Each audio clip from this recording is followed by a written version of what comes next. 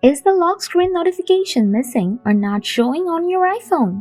Through this entire video, I will show you 4 easy troubleshooting guides to fix notifications not coming or missing on iOS devices. So without wasting any time, let's get started. Solution 1. Turn off the notification blocker settings. Please turn off the Do Not Disturb mode. Turn off Silent. Also turn off Low Power mode. Solution 2. Allow notification settings. Go to Settings, scroll down, tap Notification, scroll down. Find out the apps that you are not receiving any notification. Make sure to enable Allow Notification. Check all the alerts, sounds. Also tap Show Preview.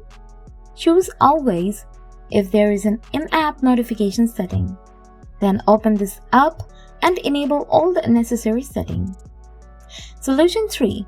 Reset all settings. Open Setting, scroll down, tap General, scroll down, tap Transfer or Reset, tap Reset all setting. After doing this process, your problem will be solved and you will start getting notifications right away. Thanks for watching.